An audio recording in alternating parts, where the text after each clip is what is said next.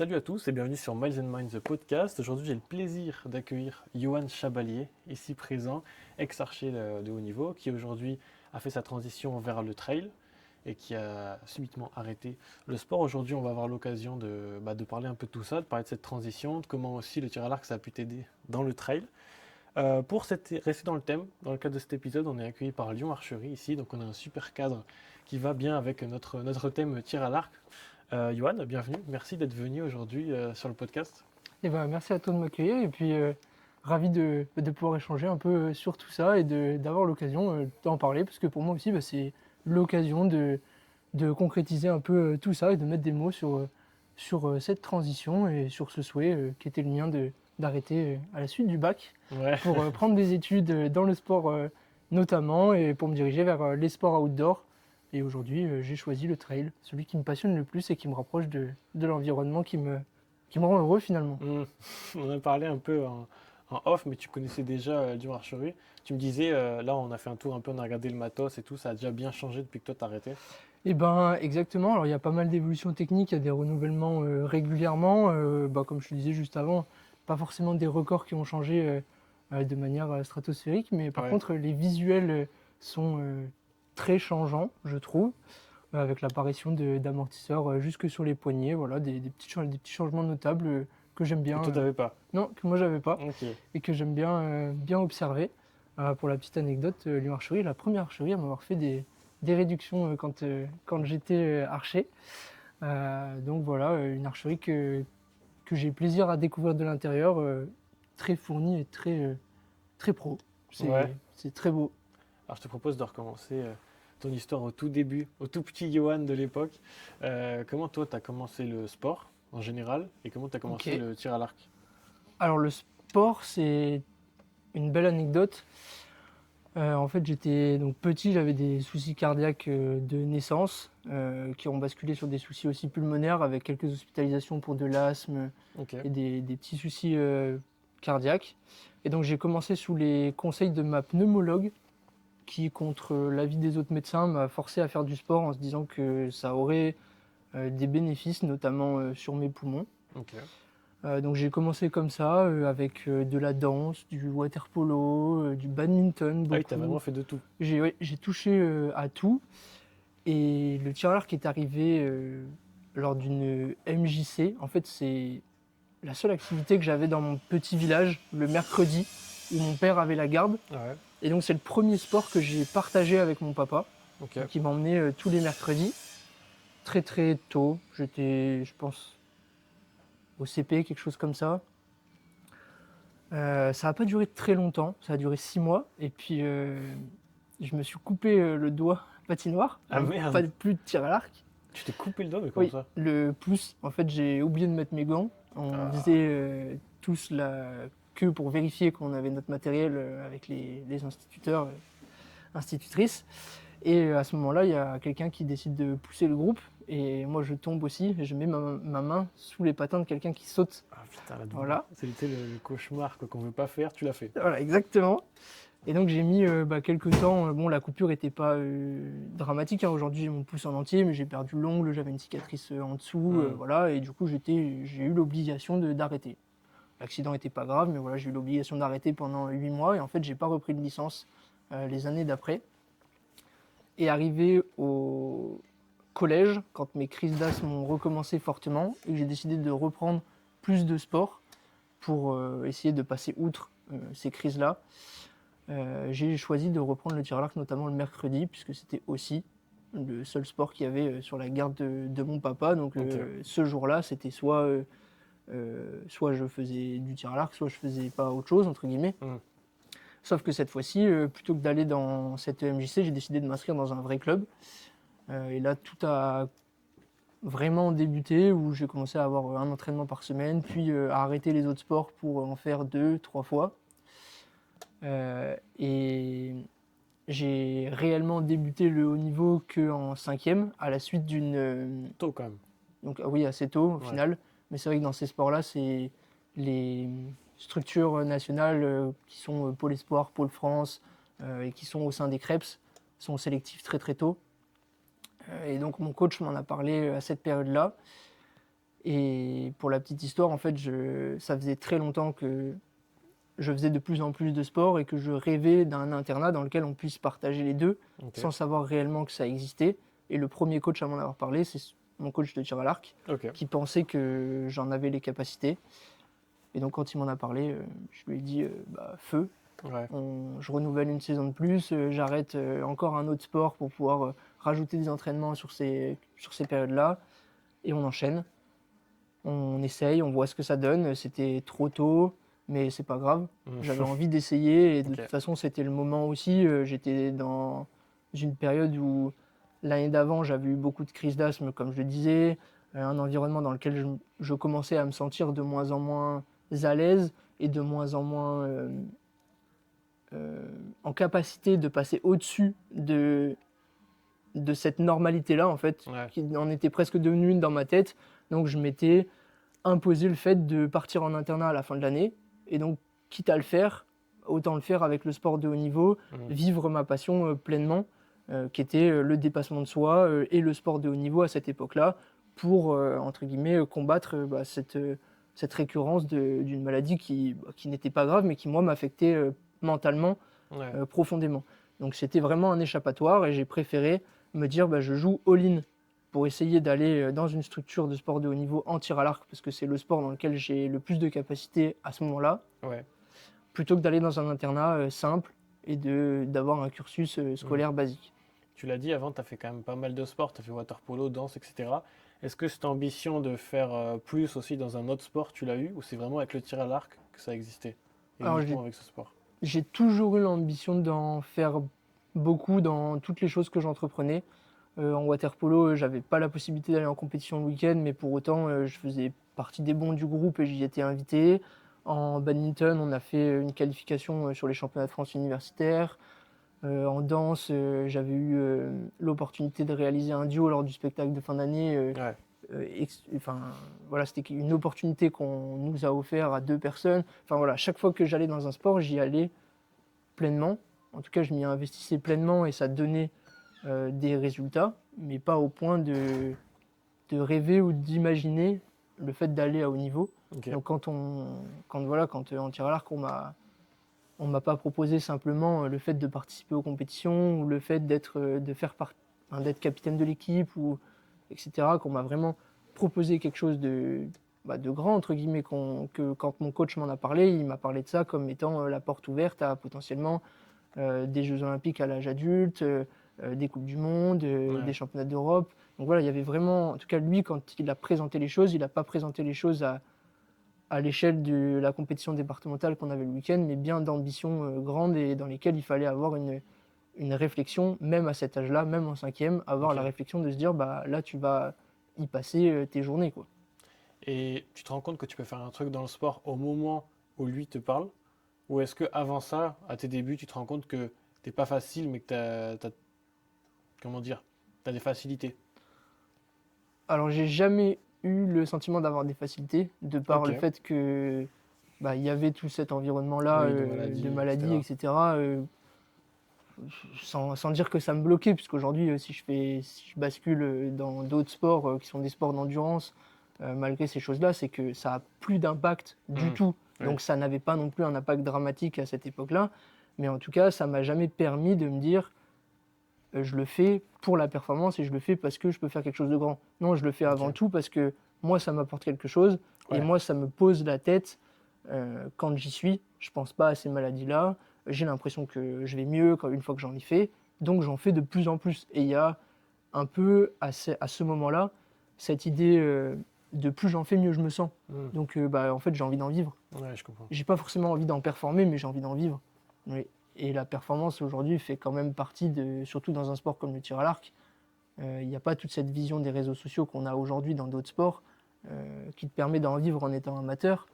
Euh, Là, c'était vraiment la performance ou rien pour pouvoir vivre de sa passion. Et moi, Ouais. j'avais besoin d'en faire tous les jours, en tout cas régulièrement, pour me sentir bien personnellement.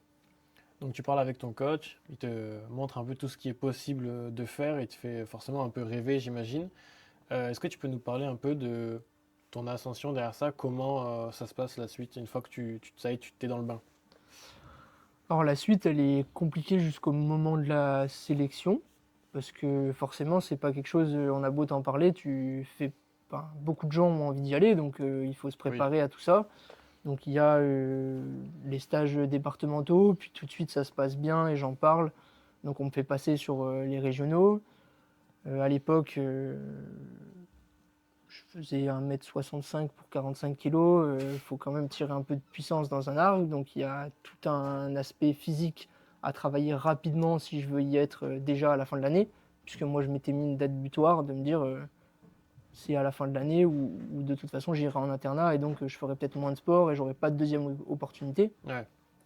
Donc il y a toute cette course un peu stressante, mais en fait j'ai rencontré d'autres gens petit à petit qui m'ont très très bien accompagné, notamment sur les stages régionaux avec Florian, qui était mon coach sur ces stages régionaux, qui lui avait vécu déjà cette sélection. Donc il m'a accompagné fortement là-dedans. Un peu un mentor, quoi. Exactement. Ok. À l'époque, c'était clairement un mentor pour moi. En fait, en dehors des stages régionaux, il dépassait cette casquette de coach sur ces stages-là. Il continuait de me suivre. En plus, on n'habitait pas forcément très loin, donc on partageait des entraînements. Il m'a vraiment poussé. C'est aussi le deuxième, du coup, après mon coach, à m'avoir vraiment dit bah, fonce, tu as les capacités potentiellement. Ok, le gap il est grand, mais dans tous les cas, si tu n'essayes pas, ça ne le fera pas. Ouais. Enfin, voilà, il y a eu des discours qui ont été très très positifs et qui m'ont forcé à essayer. Et puis après, bah, moi je me suis battu avec mes parents aussi pour qu'ils acceptent que potentiellement c'était quelque chose d'envisageable. Tu ressens qu'au début, il y avait des freins un peu, ils n'étaient pas sûrs. Oui, il y a toujours eu beaucoup de freins dans ces périodes-là, dans le sens où j'ai personne de mon entourage qui a fait du haut niveau. Il n'y a pas En tout d'autres cas, exemples que toi. voilà, donc qu'est-ce que ça implique? Est-ce que financièrement c'est viable? Est-ce que d'aller dans un crêpe c'est plus cher que d'aller dans un internat? Est-ce que voilà, il y a eu tout de suite une question financière qui est arrivée. Et puis la chance que j'ai eue, c'est que j'ai quand même eu deux parents qui m'ont pas bloqué dans ces moments-là. Ouais. Ils n'ont pas, parce qu'il y avait ces questions-là, tout mis en stand-by et attendu d'avoir les réponses pour y aller. Donc j'ai pu aller en sélection, notamment grâce à maman qui a contacté le coach du pôle de Boulouris à l'époque, Ok. qui lui-même m'a permis de passer une semaine avec eux en guise de sélection. En fait, quand on a envoyé le mail, la sélection était déjà passée, mais pour lui, c'était pas grave. Enfin, la sélection était déjà passée, les tests étaient déjà passés. Pour lui, c'était pas grave. Il m'a invité une semaine en immersion là-bas pour effectuer les tests dans un second temps. Et c'est là que ça s'est super bien passé. C'est là que mes parents ont aussi pu se déplacer et voir que l'environnement n'était pas celui auquel ils s'attendaient. Ok. Que finalement, financièrement, payer un CREPS ou un internat, il n'y avait pas beaucoup de différence. Qu'il y a beaucoup de choses qui sont prises en charge par ces organismes-là et par la fédération, et qu'au final, le reste à charge, l'enfant, il n'est plus à la maison, donc on n'a plus ces charges-là à Oui. gérer, les repas sont pris en charge dans ce budget-là, etc. Donc oui, il y a eu des freins, et oui, ils ont suivi, heureusement pour moi. Mais voilà, il y a eu beaucoup de questions, mais il n'y a pas eu d'arrêt net de leur part, ce qui m'a permis de me battre et d'aller chercher cette sélection directement cette année-là. Donc voilà, il y a eu ce stage-là où à la fin on m'a dit t'es quand même encore un peu fragile. En effet, sur les aspects physiques, il y avait vraiment un gros doute. Et s'en est suivi d'ailleurs pas mal de blessures en début de carrière sur lesquelles je reviendrai peut-être plus tard. Donc du coup, il y avait un frein. On m'a presque dit qu'il fallait réessayer l'année prochaine et que c'était déjà mort à l'issue de ça. J'en sert à rien, quoi. Ouais, voilà. Trop risqué, c'est trop tôt, mais en même temps c'est normal, on réussit pas tous de la première fois, il faut une deuxième sélection. Maintenant que tu as vu ce qu'il fallait, tu vas avoir une année pour te préparer. Le discours était déjà engagé dans ce sens-là. Et pour autant, quelques semaines après, moi j'ai appelé directement le sélectionneur pour essayer de montrer ma motivation, ou en tout cas de lui dire que j'avais énormément apprécié cette semaine-là et qu'en effet ça confirmait mon envie de m'impliquer aussi fort que la motivation que j'avais montrée sur cette semaine-là sur des années.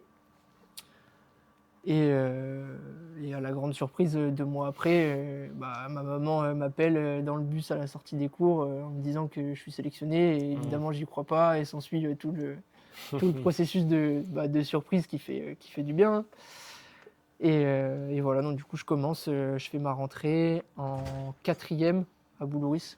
Ok. Donc sélectionné durant mon année de 5e et première année en 4e au pôle de Boulouris avec tous les aménagements qui vont bien pour poursuivre derrière. À ce moment-là où tu fais ta sélection, ta semaine d'entraînement, elle ressemble à quoi? Alors Ouais, avant le pôle, j'ai au maximum euh, 2 entraînements par semaine, de 2 heures à 3 heures. Parfois, j'arrive à en rajouter un le week-end parce que j'ai l'autorisation du coach que d'aller sur le terrain tout Hmm, seul, etc. Mais voilà, c'est 5 heures d'entraînement, 5 à 7 heures d'entraînement par semaine, grand maximum, ok. hors stage où là, on était proche de ce qu'ils font en pôle sur une semaine normale, Ok. 2 à 3 heures par jour, quelque chose comme ça. Ouais, quand même. Vous voyez, mais voilà, c'est une semaine. Enfin, l'année de sélection, c'était 2 semaines par an. L'année d'avant, c'était une semaine avec le stage départemental. Et donc, en effet, la bascule, elle est Hmm. assez impressionnante. Justement, en parlant de bascule, commence déjà à enclencher un peu cette transition vers le trail. Est-ce que tu sens que le fait d'avoir été à bon niveau dans le tir à l'arc, tu as pu développer un certain mental à ce moment-là? Oui, alors ça, c'est sûr. Aujourd'hui, la capacité que je retiens le plus et dont je me sers le plus en trail, c'est l'endurance mentale. Ok. Plus que, plus que la force mentale, parce que ça n'a jamais été un très gros point fort chez moi.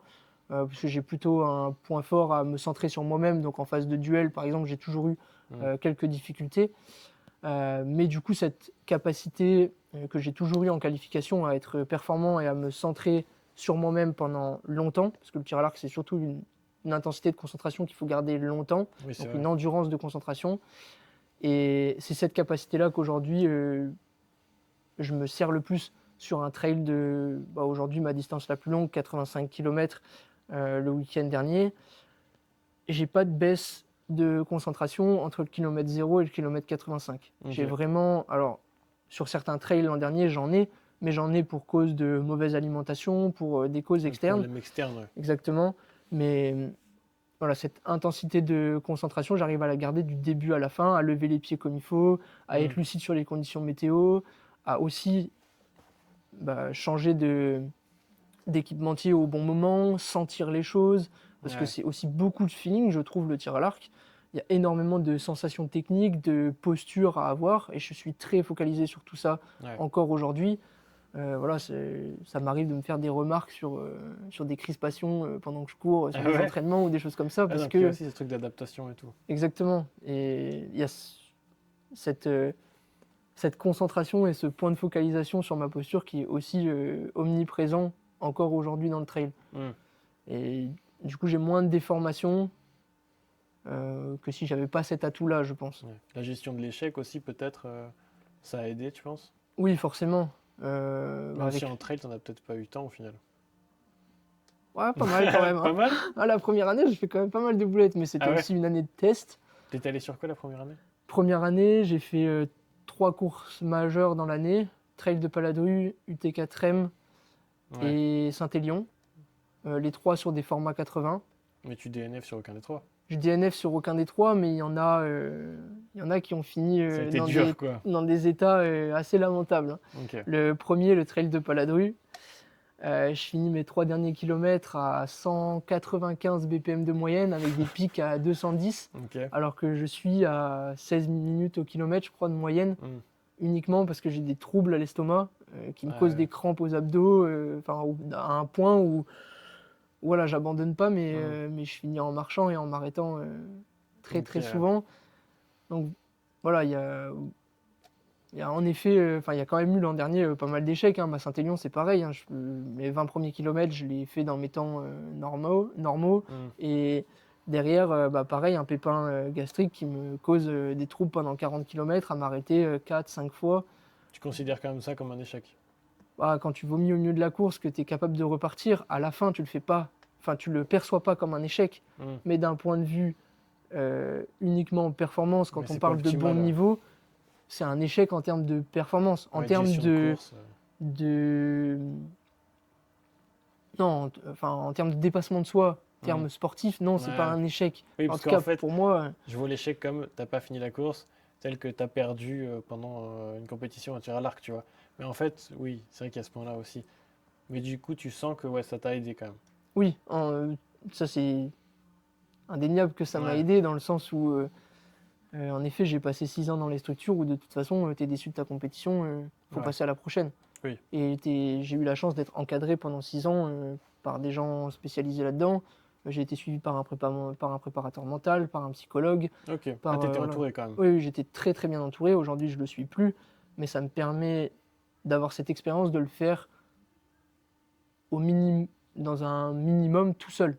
Ouais, Ok, t'as aujourd'hui, je des vais pas bases. faire de la préparation mentale au niveau auquel je le faisais avant, 2 fois par semaine avec quelqu'un qui m'encadre, avec des processus, etc. Hmm. Mais n'empêche que ces processus-là, on les oublie pas et on est capable de se les imposer tout seul Ouais, bien derrière. sûr.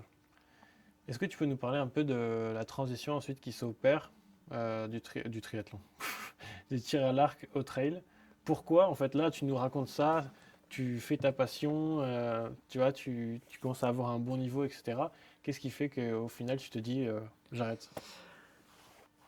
Et ben, il y a plusieurs choses. Alors, il y a le fait de penser avoir fait le tour de la question. Hmm.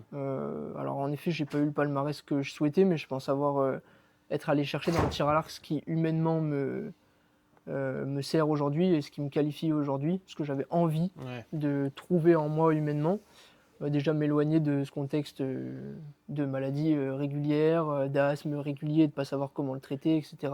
C'est comme le tir à l'arc qui t'a aussi sorti de ça. Ah oui, complètement. Parce qu'en dehors du tir à l'arc, quand on arrive à haut niveau, c'est quand même 2 à 3 séances de musculation par semaine, Hmm. 2 à 3 séances de cardio par semaine, parce qu'il y a énormément de choses à prendre en compte dans le tir à l'arc. Il y a la puissance pour faire face aux éléments, mais il y a aussi le stress qui va se gérer par les entraînements cardiologiques.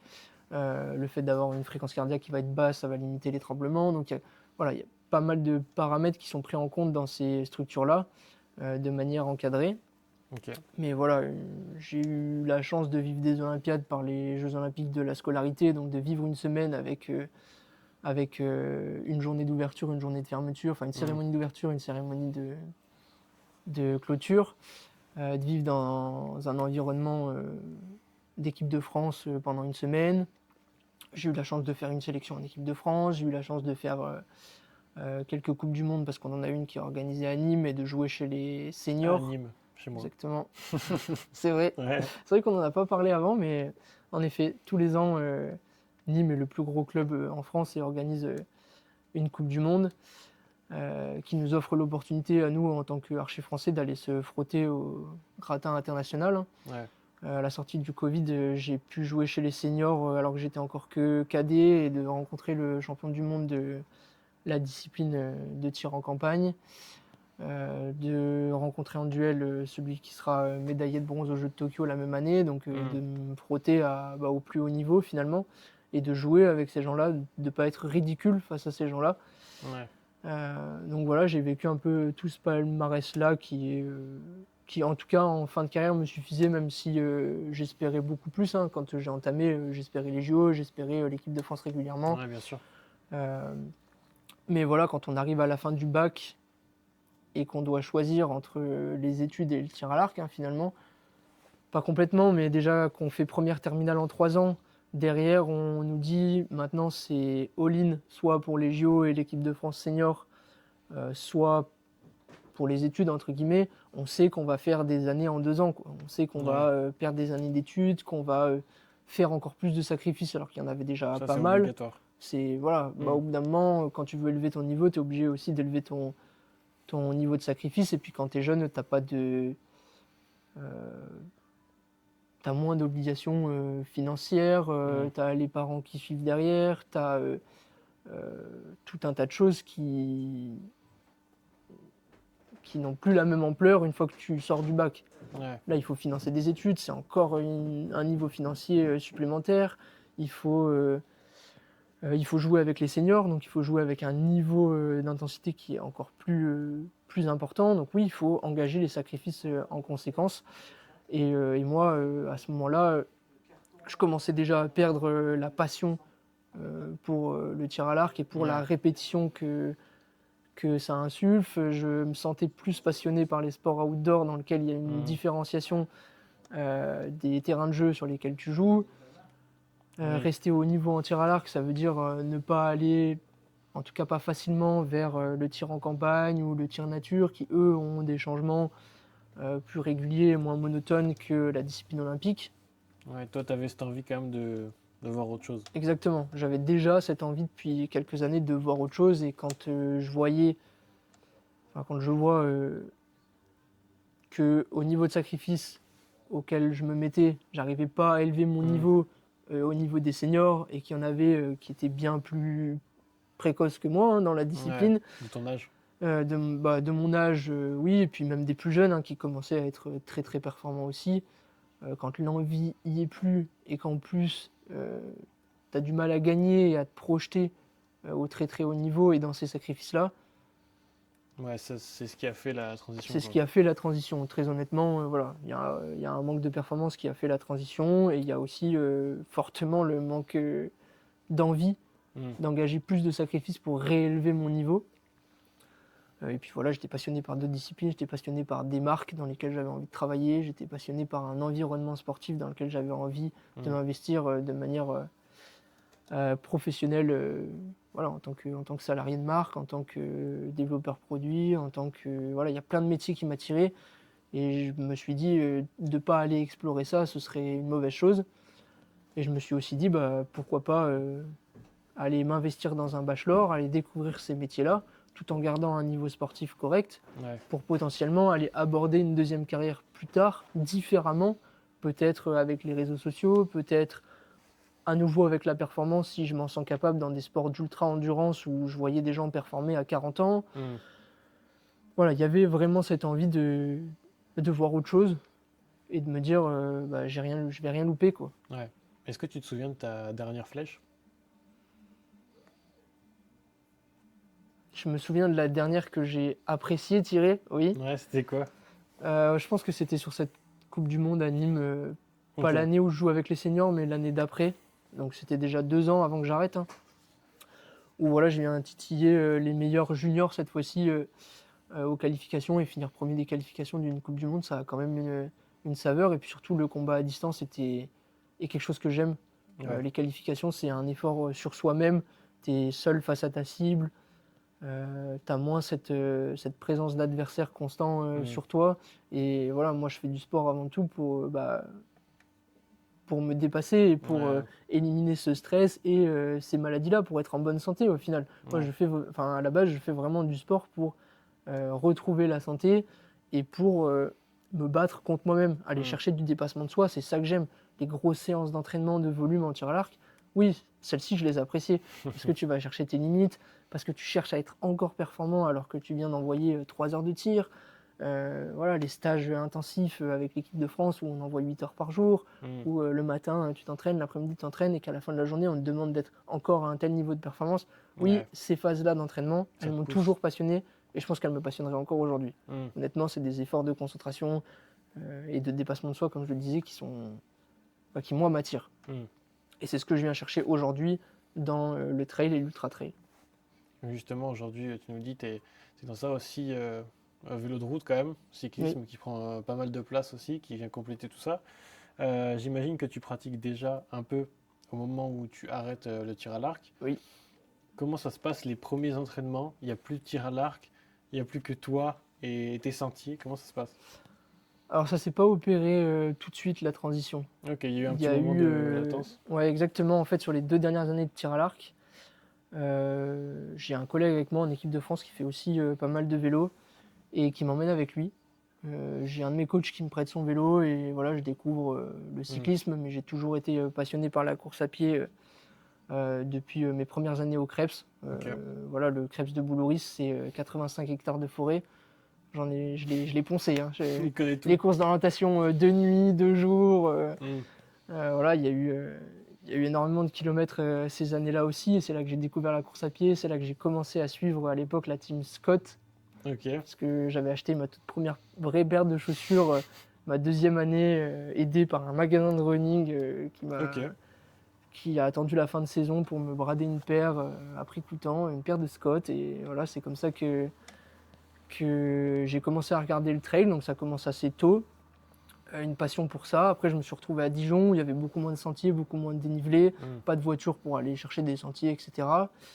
Et donc, je me suis consacré 2 ans pleinement. J'étais déjà consacré pleinement au tir à l'arc, mais ce que je veux dire, c'est que la course à pied, c'était une passion vraiment complètement secondaire, où j'y allais même pas une fois par semaine. Ouais. Et sur mes 2 dernières années de tir, je reprends un peu de vélo, un peu de course à pied, et je m'impose, quand je bascule dans les études post-tir à l'arc, de faire une vraie coupure avec le haut niveau. Ok. Voilà, parce qu'il y avait aussi une overdose, j'arrivais pas à apprécier les podiums et les bonnes flèches, j'appréciais plus rien de la performance. Ok. J'appréciais toujours les entraînements et le dépassement de soi, mais plus rien de la performance. Donc il y a vraiment eu une phase où j'ai un peu touché à tout dans d'autres domaines pour Ok. éviter un burn-out de regret, de ne plus être encadré aussi bien et de plus pouvoir en faire autant. Ouais. Parce que c'est impossible derrière quand on a des emplois du temps aménagés à 20 heures de cours par semaine, qu'on a 24 heures d'entraînement par semaine minimum. Puis tu es très jeune aussi. Voilà. Donc tu as imprimé ça dans ta Ouais. routine. C'est clair. Tu as une habitude qui est très chargée en entraînement. Et donc de basculer dans les études et de plus pouvoir le faire comme il faut, en fait, je me suis imposé d'arrêter quasi complètement. J'y allais une fois par semaine, grand maximum. Ouais. Que ce soit tir à l'arc ou course à pied. Vraiment, j'ai eu une année post-structure où j'ai continué à faire les compétitions par équipe, mais sans Ok. m'entraîner du tout. Ah, t'avais arrêté. J'avais arrêté complètement les entraînements, parce qu'à Lyon, j'y arrivais pas.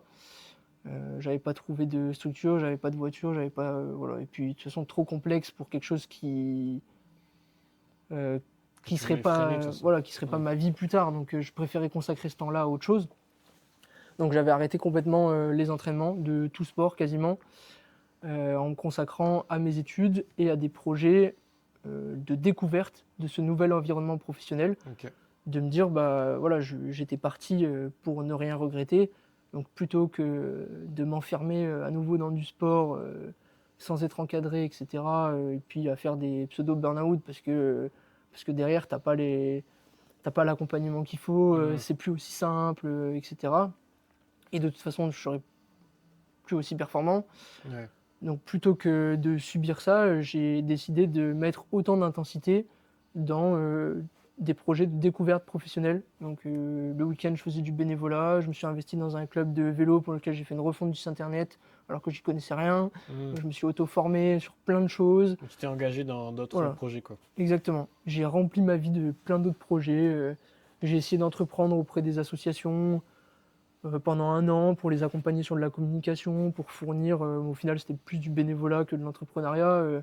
Je fournissais des supports de communication, j'accompagnais les associations dans leur communication, j'étais présent sur les événements pour aller faire de la signalisation. Voilà, mes semaines étaient remplies de chez remplies, mais presque aléatoirement, sans donner de sens. Ça n'a aucun sens, la semaine. J'avais un projet par là, un projet par là. Ouais. Mais voilà, j'avais besoin de remplir mes semaines et c'est comme ça que j'ai découvert d'autres passions aussi et que j'ai appris à apprécier d'autres choses. L'événementiel a été une première passion. La vente a été une seconde passion parce que j'ai été accompagné par un mentor qui me suit encore aujourd'hui, avec qui je travaille encore aujourd'hui. Qui est encore mon supérieur hiérarchique aujourd'hui. Donc, Qui est-ce on veut savoir. Cédric Mondé, que tu connais très bien. Donc voilà, il m'a passionné de la vente, il m'a passionné du management. Ça m'a donné envie de me renseigner sur ces métiers-là, ça m'a donné envie de continuer dans ces métiers-là.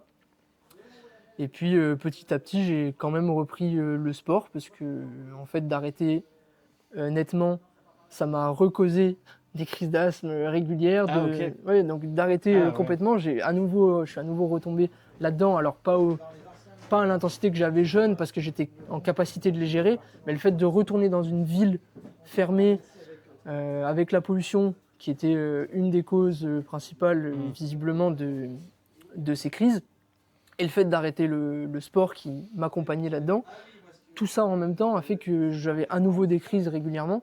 Donc ça a duré 1 an où j'en ai pas tant fait que ça. Ah, donc c'était vraiment lié, quoi, l'activité et l'arrêt aussi de cette maladie, quoi. Bah visiblement. C'est fou, quoi. Et puis c'est ce que la pneumologue m'avait signalé aussi. Ouais, si elle te l'avait conseillé à la base, c'était pas pour rien aussi. Voilà, et puis le fait que ça se soit amélioré grâce à ça, on avait défini avec ma pneumologue, avec mon cardiologue, que Ouais. en effet c'était lié et que ça m'apportait bénéfice. Aujourd'hui encore, je suis suivi très régulièrement pour ma pathologie cardiaque, mais aujourd'hui le sport n'a aucun impact négatif, au contraire. C'est une réduction de la pathologie, c'est un cœur plus musclé qui fonctionne mieux.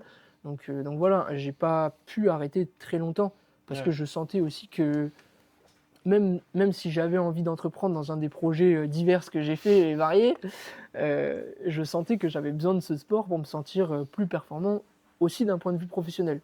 Ok. Donc j'ai repris le sport progressivement et petit à petit est arrivé ce que je disais plus tôt, cette sensation de pouvoir faire quelque chose d'un point de vue performance dans quelque chose qui m'anime. Ouais. Parce qu'il n'y a plus de confrontation quand on part à 7000 participants sur une Saint-Élion. Il n'y a plus de confrontation frontale. En fait, tu te bats contre toi-même et même dans la compétition, je pensais pouvoir aimer chaque instant de ce sport et Ouais. c'est ce qui s'avère être une vérité aujourd'hui. C'est ce dont je me rends compte aujourd'hui et c'est ce que j'aime. Pour ça que je souhaite continuer. Peut-être pas, il y aura peut-être pas de retour au très haut niveau, ça, j'en sais rien. Aujourd'hui, avec l'emploi du temps que j'ai, c'est pas facile aussi de s'entraîner 20 heures, 24 heures par semaine. On est à peu près dans les mêmes nécessités d'heures entre du tir à l'arc et du trail. C'est tous les deux des sports de fond, d'endurance, qui demandent de la répétition, des automatismes. Ouais. Et engager autant d'heures sans aménagement, c'est compliqué. C'est pas évident. Alors on voit que dans le trail aujourd'hui, qui Oui, est ça se assez fait, hein. amateur, ça se fait. Donc c'est pour ça que j'ai aussi cet espoir-là de pouvoir peut-être encore arriver à un très bon niveau qui me permettrait de, derrière, bénéficier d'un accompagnement nécessaire. Alors après, on est dans un sport privé, le tir à l'arc était un sport public, c'est aussi deux choses différentes. C'est sûr. Les plus grands sportifs en trail sont des entrepreneurs, les plus grands sportifs en tir à l'arc sont suivis par leur fédération. Après, en trail, on a toujours des contre-exemples quand même. Tu sais, de gens. Il y a beaucoup d'ingénieurs d'ailleurs dans le trail. Tu sais, de gens qui travaillent à côté et ça le fait. Donc je me dis, Exactement. il y a toujours la porte reste ouverte, quoi. C'est pour ça que moi je me laisse aujourd'hui le droit de rêver. En plus, on voit des. Toi-même, tu l'as interviewé, hein, on en voit qui ont 40 ans et qui sont. Les pommerés. Voilà, Exactement. qui performent encore. Donc ça laisse des espoirs de pouvoir finir mes études, d'avoir une vision du marché du travail qui est différente, d'avoir des compétences en communication, en marketing qui me permettent de gérer d'un point de vue entrepreneurial ma carrière et de ne pas forcément être accompagné sur ces côtés-là parce que de toute façon, j'en aurais pas les moyens. Ouais. Donc voilà, l'envie de finir mes études et de pouvoir gérer ma carrière comme il faut, elle est là. Et on verra derrière si les bases que j'arrive à construire pendant mes études, elles me permettent d'exploser ou pas post-études. Et au final, avant de courir la Saint-Élion, toi et ta paire de Scott, comment vous prenez votre premier dossard? Du coup, c'est pas la Dru, le Et premier? le tout premier, non, c'est la synthétique, invitée par Finishers, qui du coup est mon employeur. Pas d'un point de vue partenariat, hein, mais bien parce que je suis salarié chez eux, enfin je suis alternant chez eux, pardon. Ça t'aimerais, mais pour Ouais, l'instant, j'aimerais, t'as le mais temps. pour l'instant, voilà, on a le temps d'y penser, et puis on verra comment ça se profile post-études aussi. Mais en effet, voilà, mon premier dossard, il est là parce que je fais des études dans le sport et parce que j'ai toujours baigné dans le sport. Ouais. Comme je le disais plus tôt, par un mentor aussi qui m'a fait confiance une deuxième fois. J'ai été stagiaire chez lui pendant 2 mois, chez Le Pape à l'époque, en tant que vendeur. Et donc, je l'ai recontacté pour faire mes études, pour poursuivre mes études et donc basculer en alternance chez Finishers sur la partie billetterie. Je n'avais aucune idée. Et oui, On en reparlera, mais je n'avais aucune idée que vous étiez connus d'avant. exactement. C'était Ok. alors, au tout début, c'est mon prof de management. Qui aujourd'hui, du coup, comment expliquer son poste? Il Aujourd'hui, est RH, mais plus que ça. il est chief of staff Ouais, c'est ça aujourd'hui. le vrai. Donc, le il a vrai en chief effet of staff. une casquette RH, mais il a aussi Il y a beaucoup de casquettes dans il y a- l'entreprise. ouais, voilà. Il y a Voilà. aussi une casquette stratégique sur certains points et même il est investi plus que d'un point de vue RH. Ouais, bien sûr. Mais voilà, c'est ce poste RH et sa passion du management qui a fait que c'est lui que j'ai contacté en premier Ouais. dans l'entreprise. Et en effet, notre relation, elle date d'un cours de management. Puis à la suite de ce cours-là, je lui ai demandé pour passer en stage chez lui pour mon tout premier stage professionnel. Ouais. Il a accepté. J'ai fait d'autres stages entre-temps. Il s'est écoulé 1 an et demi avant que je le recontacte avec d'autres expériences professionnelles. Ouais. Mais en effet, le projet Finishers me passionnait. Cette idée de pouvoir proposer à tout un chacun l'aventure qui lui correspond avec un moteur de recherche très divers dans l'événementiel, c'était tout à fait le genre de métier qui me passionnait, enfin, le genre de projet qui me passionnait et de métier qui me passionnait, de par la billetterie et ce rapprochement avec l'événementiel. Donc je me suis lancé là-dedans. Et quand tu tombes dans la marmite, t'as pas le choix, quoi. Quand tu es chez Finis Finishers, par, tu le sais exactement. toi-même, t'as pas dire que t'as pas le choix, mais tu es tellement T'es entouré. omniprésent. C'est un environnement qui te pousse à faire mieux, quoi. Exactement. Et puis qui la te pousse à te présence sur faire, les événements en tant que billetterie, enfin, en Ouais, tant bien sûr. qu'assistant billetterie, m'a poussé à m'inscrire. Et quoi de mieux que la Saint-Élion pour commencer, quoi. Du coup, c'est à Synthétique en Synthétique en premier. premier. Comment ça se passe? Très bien. Très bien. J'ai mes lacets qui se défont au bout de 5 bornes, mais très très bien, hein. Soit dans une très belle performance et plus que la performance, découvrir le trail de nuit dans une ville avec une ambiance dingue. Moi, Ok. si j'y suis retourné l'an dernier, c'est parce que voilà, j'ai adoré, l'ambiance elle est folle. Et l'an dernier, t'as fait tes lacets ou pas? Non. Non. Ah oui, Non, donc ouais, c'est un ouais. problème récurrent. C'est un quand problème même. récurrent. Ok. Ouais, non, j'ai changé de chaussures au ravito, Ah du oui, coup, ouais, elle logique. était un peu plus longue, du coup j'ai changé de chaussures au ravito. Ouais. Mais les cordons, en tout cas, si tu les serres et tout, ça peut le faire, je pense. Ouais, tu peux changer de chaussures. Ouais, je change de chaussures. Ok, donc c'est une première expérience qui se passe bien quand même. Oui, carrément. Donc forcément, ça te pousse à aller chercher cette ambiance sur d'autres événements, Ah bah, j'ai chercher été cette piqué. sensation. Ouais, directement. Directement, derrière, 2 mois après, on partait sur Malaga faire un marathon. Ah ouais, parce qu'il y a quand même un bon gap entre faire la synthétique et après aller sur l'ultra et faire du 85 et tout, tu vois. Toi, aujourd'hui, l'effort qui te plaît, c'est l'ultra. Oui, complètement. Comment t'en arrives là? Alors j'en arrive là complètement naturellement. Au final, c'est moi ce qui m'a passionné dans le trail, c'est pas la compétition, c'est le fait de pouvoir découvrir du paysage. Hmm. C'est le fait d'aller me perdre en montagne sur des dizaines et des dizaines de kilomètres pour aller faire des randonnées où tu vois des points de vue Ouais. tous plus ou moins divers. Et donc naturellement, je me dirige vers cette distance-là parce que voilà, c'est là que je vois le plus de paysages, c'est là que l'effort aussi est celui que je préfère. C'est une endurance de concentration, c'est un dépassement de soi que j'aime apprivoiser comme ça. Parce Ok. qu'il ne faut pas dire que 10 km, c'est pas du dépassement de soi, c'est absolument pas ce que je veux dire, mais c'est que moi, je perçois le dépassement de soi dans l'endurance et dans l'ultra-endurance. Hmm. À l'image de l'habitude du tir à l'arc, hein, d'enchaîner des heures et des heures d'entraînement où il faut rester performant. Et ben moi, c'est quelque chose que j'aime, d'aller repousser mes limites en restant dans un effort continu, en fait. Ouais. C'est voir Ouais, le ce que tu mur disais tout à arriver l'heure, ouais. plus que d'aller le provoquer, en fait. C'est de repousser cette limite-là le plus loin possible, plus que d'aller le provoquer en accentuant la vitesse. C'est de le laisser venir et une fois qu'il est là, de savoir combien de temps je suis capable de l'accepter. Ouais, ok. Voilà. En tout cas, moi, c'est mon approche de l'effort et du dépassement de soi. C'est comme ça que je perçois les choses, c'est comme ça que je les aime. Là, tu as fait plusieurs courses depuis que tu as fait ta transition. Ça me fait rire, ta transition. euh, vers le trail. Aujourd'hui, c'est quoi la course qui occupe ton esprit? Tu te dis, elle, c'est le challenge, j'y vais quoi. Attends-moi, j'arrive. Et ben, c'était l'UT4M. C'était le T4M, ok. Et ça l'est toujours parce que T'as fait le l'année où 75, toi. j'ai fait le format 100 qui a été réduit en 75. Ok. Donc en effet, c'est toujours une course de... Ouais, j'ai vu ça sur une UTMB Index, j'étais en mode, attends, c'est le 100, mais c'est le 75, j'ai rien compris. Exactement. Et ben non, il y a eu des conditions météo qui n'ont pas permis d'aller faire les passages les plus difficiles. Ah oui, c'était cette année-là. Exactement. Ok. Ça arrive assez régulièrement, mais oui, cette année-là, ils ont quand même bien réduit. Ouais.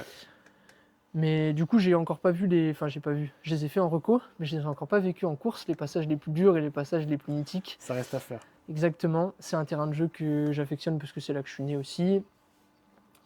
Donc voilà, il y a toujours UT4M, ce ça truc reste de là. revenir sur ce format-là, qui est le Mhm. format pour moi le plus iconique de cette course-là, même si en effet l'Ultra Tour des 4 massifs, c'est quand même le 100 miles qui Ouais. passe par les 4 massifs.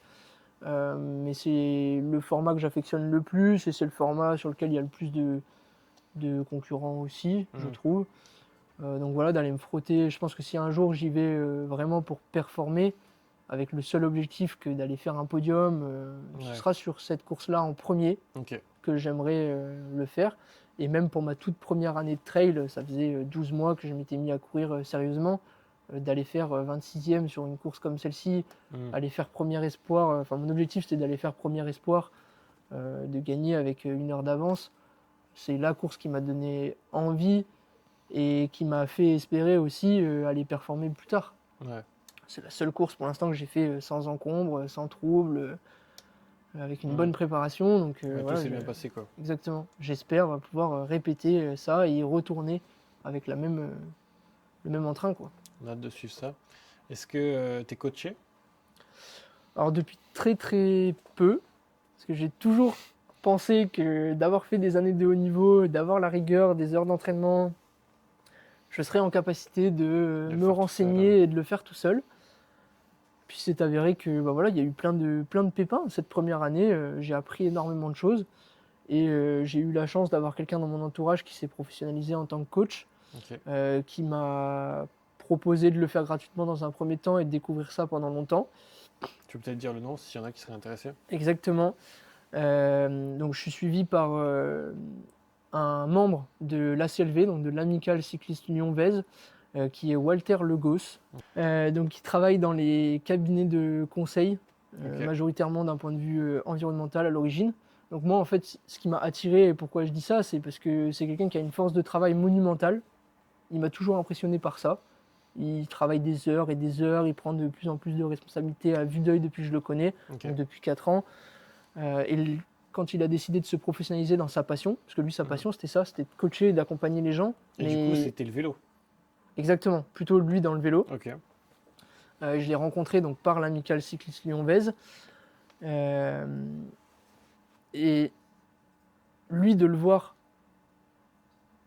pleinement vivre de sa passion et d'arrêter un boulot qui est quand même sécurisant, Ouais, qui confortable. est confortable, dans lequel il est performant, et de me dire qu'il réduit cette activité-là, parce qu'il n'a encore pas complètement arrêté, mais il a réduit cette activité-là pour se consacrer à sa passion et de le voir se professionnaliser à une vitesse folle, je Ouais, me c'est suis dit, inspirant. bah, il me le propose, on va essayer. Mais du coup, il te coach sur l'aspect trail ou cyclisme? Les deux. Ok. Alors, il me coach sur l'aspect trail. Moi, Ok. je Il est quand souhaite... même formé à ça, je veux dire. Oui, il est formé à ça. Ok, De ok. toute façon, il est formé en tant Que que coach. coach. Donc, Ok. bon, c'est quand même plus facile de transposer d'une discipline d'endurance à une autre Ouais, bien sûr. que du tir à l'arc au trail. Et Oui, donc, un coach de tir à l'arc, ça aurait été dommage quand même ouais. pour le trail. Bah, puis là, pour le coup, j'avais quand même quelques notions et j'en venais à ça, de dire Ouais, bien que sûr. bah, je pensais Mm. que j'étais capable de transposer et Mm. de me dire que le haut niveau dans un sport, c'est la même chose dans un autre. Enfin, Ouais. c'est une adaptation à faire, on est d'accord, c'est pas les mêmes besoins. Mais je pensais que la rigueur suffirait. Et au final, bah, je me suis entraîné comme une quiche pendant 1 an, quoi. Mm. Maintenant que j'ai un coach, je comprends que je me suis entraîné vraiment comme une quiche.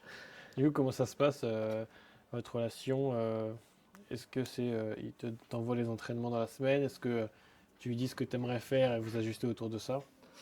Alors moi, dans un premier temps, quand j'ai compris après une première entrevue avec lui que je m'entraînais vraiment pas bien, Ok. j'ai décidé de lui dire, bah voilà mon calendrier de la saison. Rempli. Écoute, on va faire une année où je vais te faire confiance Mm. et moi je vais mettre que ce que je suis sûr qui est bon à transposer entre le tir à l'arc et le trail, c'est-à-dire la rigueur. Oui, et puis l'aspect Ouais. mental, quoi. L'aspect mental, la rigueur, l'habitude d'avoir un emploi du temps chargé et de caser Ouais. ses entraînements. Voilà, moi, je te donne mon emploi du temps, je te donne mon calendrier de course et on va tester sur 1 an non-stop où je te fais confiance à 100%. Ouais. Et dès le début, j'ai vu que je m'entraînais vraiment comme une quiche, quoi. C'est À vrai? un moment Mais donné, dans quoi exactement? bah, par Dans la exemple, distance, l'intensité? dans l'intensité, surtout. Ok. En fait, je me suis rendu compte que, bon, pour parler avec des termes un peu techniques, euh, moi, je faisais mes entraînements en zone 1, zone 3. Donc, en fait, je pensais que pour m'entraîner sur de l'ultra-distance, il fallait que je fasse des heures et des heures de footing. Mhm. Mais des heures de footing à, enfin, pour éviter d'employer des termes techniques, vraiment, Après, tu expliques vraiment les très termes, très mais- lent, quoi. Je faisais mes footings vraiment trop lentement. Enfin, Ouais, par rapport à ce que tu aurais dû faire. exactement. Autant quand on doit faire un footing, oui, il faut le faire lentement. Mm. Mais moi, m'entraîner euh, à l'endurance, c'était faire que ça en fait. Ouais, tu variais pas les intensités ou quoi, c'était que les mêmes zones, quoi. Bah, quasiment. Puis en plus, quand je faisais mes intensités, je les faisais euh, là aussi pas assez haut. Ok. Et je les faisais allure marathon au final. Hmm. Une allure que je pourrais tenir sur un marathon, bah, moi je faisais mes intensités là, et tout le reste, tout le fond, je le faisais à des allures, Ouais. presque proches de la marche. Enfin, Hmm. j'exagère un peu, mais pas loin. Donc là, d'aller travailler sur de nouvelles zones d'intensité, d'aller construire un cœur beaucoup plus solide, d'aller construire un physique aussi beaucoup plus endurant et beaucoup plus puissant, parce qu'au final, Ouais. j'avais plus de séances de muscu non plus. J'avais complètement arrêté cet aspect-là depuis le tir à l'arc. Alors aujourd'hui, j'ai une mémoire musculaire qui fait que depuis qu'on a repris, je progresse assez vite, mais je suis encore très très loin, même d'un point de vue jambes, bas du corps, je suis encore très très loin de ce que je faisais en musculation, en préparation physique générale, Ok. en tir à l'arc. Mhm. Alors que pourtant, on pourrait se dire, Bah ouais. tir à l'arc, t'as pas besoin des jambes. Bon, alors, on avait une habitude de coaching qui était celle de, si t'as pas un tronc solide, tu peux pas être à l'aise dans ta posture sur le haut du corps non plus. Ok. Donc il y a eu une grosse phase, même dans le tir à l'arc, où j'avais beaucoup d'entraînement jambes, où j'avais 3 séances de préparation physique générale, où je faisais du bas du corps, des abdominaux, toute la ceinture, avoir une ceinture qui soit vraiment béton. Mais toute cette performance-là que j'avais en musculation, je l'ai encore pas aujourd'hui. Ok. Ouais, c'est fou. Donc il y a quand même encore des choses à faire. Je squatte pas encore la même chose sur 12 reps que ce que je squattais il y a 5 ans quand j'ai arrêté le tir à l'arc. Et là, je parle que d'un exercice de squat, hein, parce qu'on faisait tout un tas de trucs, hein. Des fentes, des montées d'escalier dynamiques. On avait une diversité d'exercices jambes qui était qui était conséquente pour du tir à l'arc. Ouais, parce Mais on que a eu moi, ces de habitudes-là. l'extérieur, je me dis les jambes, de quoi tu me parles, tu vois. Le tir à l'arc, vas-y, les épaules max, tu vois, mais ok, je capte. Exactement. Et pour autant, voilà, on avait ces habitudes-là de se dire que si la base n'était pas solide, le reste Le pouvait reste pas peut l'être pas non plus. suivre. Ouais. Voilà. Donc, Ok. même Très intéressant. même sur cette partie-là, j'ai encore énormément de progrès à faire et c'est vrai que j'y avais pas pensé. Voilà, Ouais. énormément de choses à récupérer plus que de progrès. Parce que... On approche de la fin de l'épisode, mais avant ça, on a les questions des abonnés. Donc je te propose de répondre à ces petites questions-là. Alors du coup, on a la première question de Luc Macher qui demande: tu en penses quoi du trail aujourd'hui sur les réseaux sociaux? Alors je vois ça d'un point de vue très positif, en fait plus que le trail. Les réseaux sociaux dans le sport, je vois ça d'un point de vue assez positif parce que je trouve que ça professionnalise beaucoup de sports. Ouais.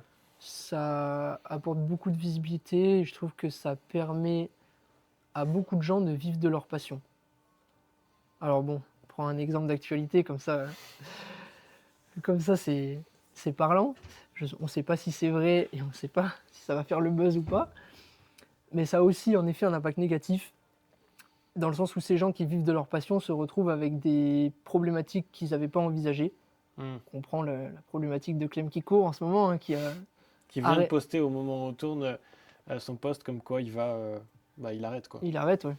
Il arrête, il a tout supprimé parce que overdose, parce que ok, il y a beaucoup de messages positifs, mais il y a aussi beaucoup de messages négatifs qui aujourd'hui l'empêchent d'avancer. Enfin, en tout cas, c'est le message qu'il donne. Alors, on Et sait puis qu'il pas. a réalisé son rêve aussi, c'est ce qu'il dit. Oui, Il avait un rêve qu'il a réalisé.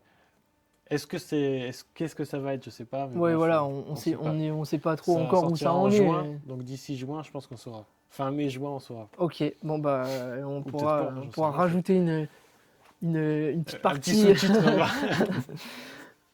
Mais voilà, donc donc il y a du positif. Moi, en tout cas, je vois plutôt ce côté-là aujourd'hui, du fait que ça fait vivre des gens de leur passion. Il y a beaucoup de côtés négatifs parce que, en effet, il y en a qui apportent une image au sport qui n'est pas forcément celle que moi j'aimerais. Ouais. Après, ça c'est personnel, donc on peut pas, voilà, j'ai pas envie de dire que les réseaux sociaux sont négatifs parce que ça enfantise le trail ou je sais pas. Tu Voilà. peux peut-être nous citer des noms? Non, je On va déconne. T'es dans la peut-être merde. Mais Mais voilà, non, moi je vois ça plutôt d'un point de vue très très positif, dans le Ouais. sens où, bah, voilà, dans le tir à l'arc par exemple, c'est quelque chose qui aujourd'hui se fait pas, donc ça popularise moins le sport que le trail. Mais Mm. en effet, je peux comprendre qu'il y a énormément de craintes, dans le sens où ça apporte peut-être pas une cible ou une clientèle que tout le monde aurait aimé voir. Aujourd'hui, on entend beaucoup de trailers se plaindre du fait qu'il y a beaucoup de citadins qui prennent pas soin des terrains de jeu naturels ou des Mm. choses comme ça. Tu vois. On entend ce genre de discours, mais en même temps, est-ce que les personnes qui sont là depuis le début auraient pu voir leur sport être autant popularisé, être Mm. autant apprécié, etc. Je pense pas. Et Ouais, voilà, ça permet aussi de donner un environnement professionnel d'un point de vue des marques bien qui est sûr. beaucoup plus grand. On le voit aujourd'hui avec Finishers qui a un marché en plein essor et qui surfe dessus. Et c'est cool d'avoir des marques comme ça qui s'investissent et qui permettent d'avoir une vision de ce sport qui est différente. Mm. Sans la visibilité, on n'aurait pas des acteurs aussi grands qui apporteraient des solutions techniques comme celle-ci qui nous permettent aujourd'hui de trouver une aventure qui nous fait envie facilement. Ouais. Si le trail était resté le même qu'il était il y a 5 ans, on aurait eu du mal à voyager de ce sport, on aurait eu du mal à découvrir certains paysages que certains organisateurs associatifs ont du mal à populariser. Mm. Et voilà, moi j'aurais eu du mal à trouver la course qui me correspond. L'an dernier, j'ai eu la chance d'aller faire un trail alpin du Grand Bec, par exemple, dans le parc de la Vanoise avec des paysages de dingue. Mm. Est-ce que sans Finishers, Mm. événement très récent, Je précise que l'épisode n'est pas sponsorisé par Finishers. Mais Finishers, mon compte en banque est ouvert, bien sûr. Mais oui, sans l'outil, bien sûr voilà, que tu sans n'aurais pas l'outil, on trouvé. n'aurait pas eu un sport pareil. Donc voilà, plus que les réseaux sociaux, j'ai basculé sur la visibilité du sport. Mais voilà, les Ouais, réseaux sociaux, pour moi, c'est quelque chose de très positif qui apporte une visibilité au sport. Voilà, peut-être. Est-ce que j'aime la visibilité qu'il a aujourd'hui? Est-ce que mm. j'aime la nouvelle vague d'influenceurs qui arrivent avec une vision peut-être moins préventive de nos terrains de jeu, moins naturel et Ouais, éduqué, ouais. sauvage, voilà, et plus dans l'entertainment, Ouais. dans l'idée de partager des émotions, et ça c'est très positif. Mm. Mais, mais voilà, les réseaux sociaux donnent un axe Mm. avant tout populaire. Ouais, et globalement, ça reste positif, quoi. Et globalement, moi je trouve que c'est très positif. On a une seconde question de Charles Longour. Comment vois-tu ta pratique du trail au-delà de l'aspect compétition et chrono? Et ben, avant tout, pour moi, le trail c'est un moyen de découvrir des paysages. Mm. Plus que la compétition aujourd'hui, voilà, je vais peut-être pas évoquer, mais il y a eu un moment où j'avais une vision de la compétition en tir à l'arc qui était très négative pour moi. Où en fait, ok, je prenais du plaisir à l'entraînement, mais presque plus parce que Ouais. j'étais très axé sur la compétition qui, elle, m'apportait pas tant de plaisir que ça. Le plaisir que moi je trouve, il est dans le dépassement de soi. Il est avant tout dans le dépassement de soi et avant tout dans la découverte. Donc en effet, par le sport de haut niveau, je voyageais, je rencontrais du monde, je discutais avec des marques. Il y avait énormément de choses très positives, mais au bout d'un moment, je perdais tout ça parce qu'avant tout, on me rappelait que j'étais là pour performer. Ouais. Et, euh, et presque j'étais moins performant à aborder les compétitions de cette manière-là. Mm. Parce que je prenais plus de plaisir, donc au bout d'un moment, c'est compliqué de mettre une intensité mentale quand tu sais pas pourquoi tu es là, quoi. Ouais. Donc avant la compétition, pour moi, le trail, c'est de la randonnée. Alors, on va peut-être me critiquer là-dessus, mais avant tout, c'est pas de la compétition. Pour moi, La c'est. phrase. On est mort. On est Voilà, on est mort. mort. On est mort, Johan. Le trail, c'est de la randonnée. Je te laisse faire la phrase solo. Moi, je pars. Fais la question pour tout seul. Du coup, c'est de la rando. Bah, pas en J'ai compris ce que compétition, tu veux dire. mais pour moi, le trail, avant tout, c'est de la randonnée. Ouais. J'ai Pour l'aspect basculé aussi, dans le paysage. trail. Alors, c'est peut-être pas la bonne formulation que j'emploie, mais c'est plutôt Ouais, la randonnée qui m'a amené vers le trail. Hum.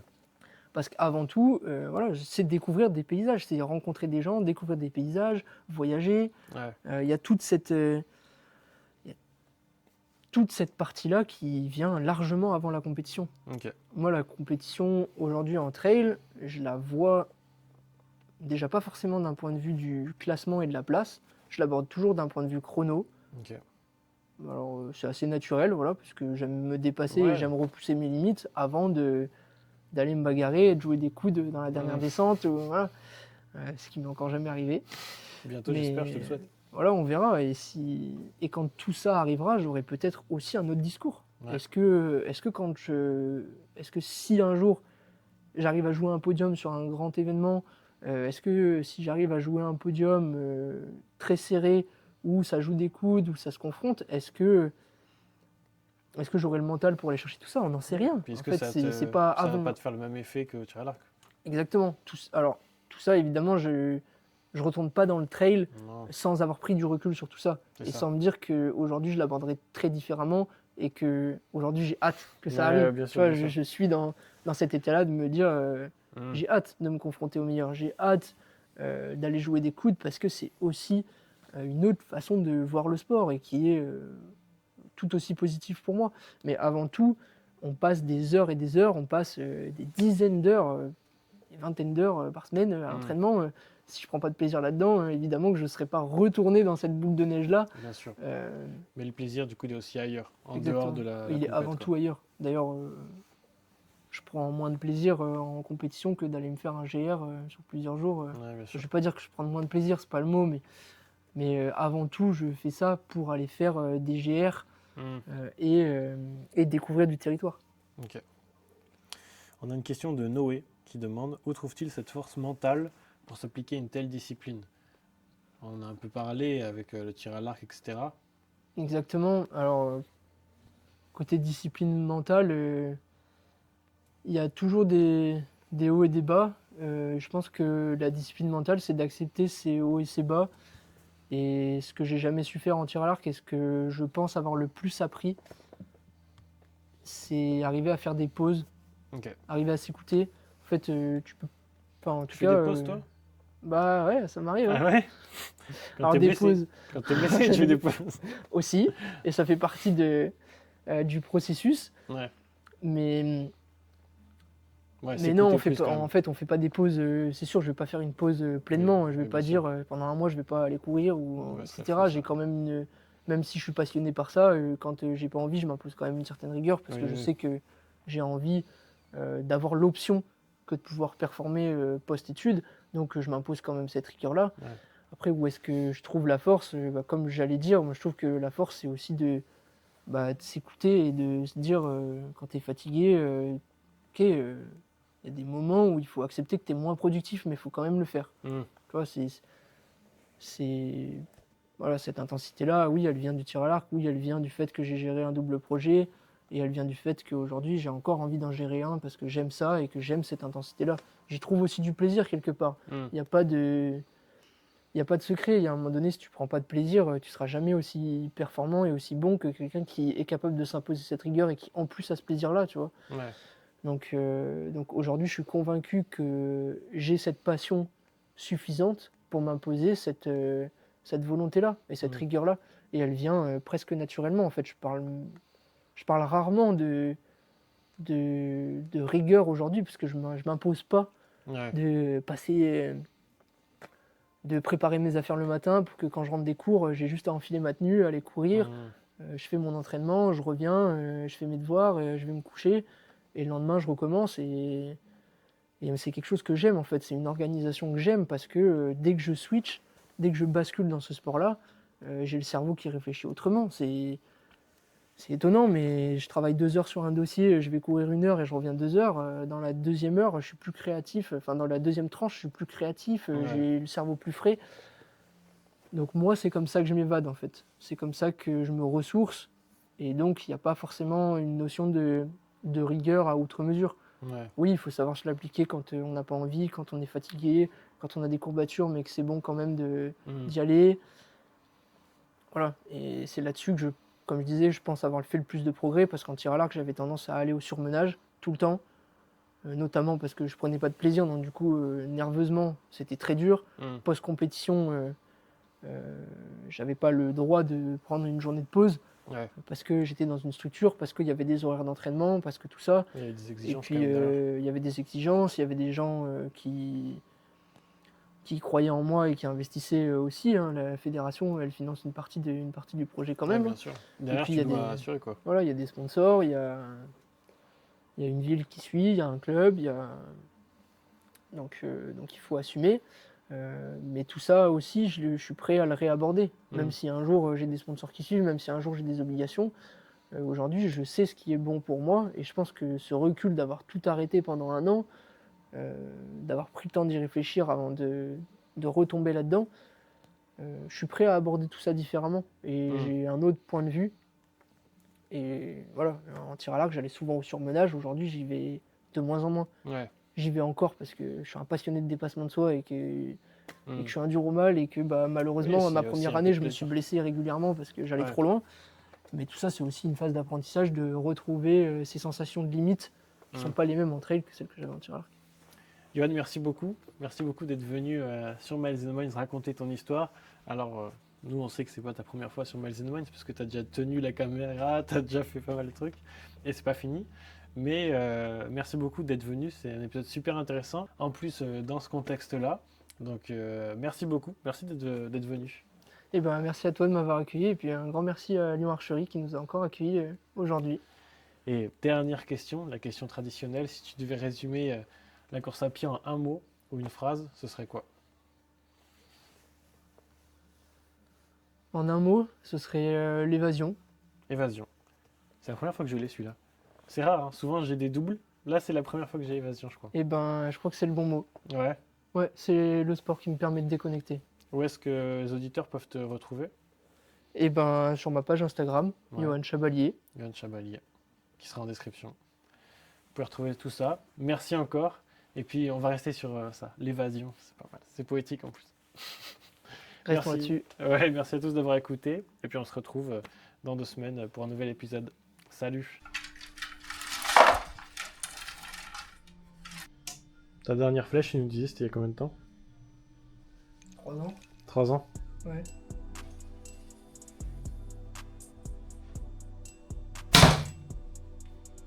Nickel, pas trop mal. Pas trop mal. Olivier, qu'est-ce que t'en dis? Ça fait 10. Ça va? Bien.